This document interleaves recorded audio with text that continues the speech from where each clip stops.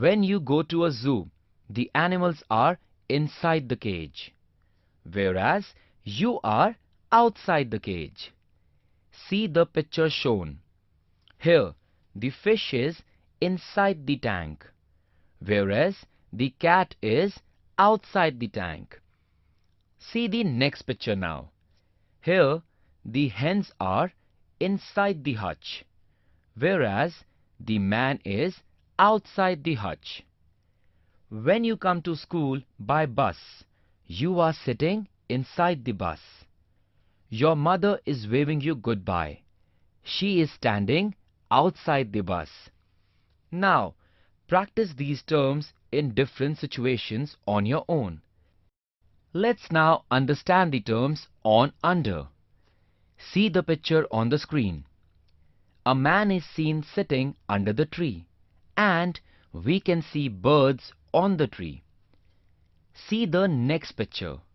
Here, the flower vase is on the table, whereas the dog is under the table. See the next picture. A cow is standing under the tree, whereas a monkey is sitting on the tree. In the picture, we can see a computer on the table, whereas in this picture, we can see shoes kept under the table. This concept should be clear to you all. I'm sure you have understand. The terms inside, outside and on-side. Let's practice these terms in the form of an exercise to be solved. Question. Look at the picture. Tick the proper word. Now, see the position of the crow, the dog, the man, the goat, the cock, the house, and then tick the right word. The crow is sitting on the branch is right. The dog is standing under the tree is right. The man is outside the fence is wrong. The man is inside the fence is the correct answer.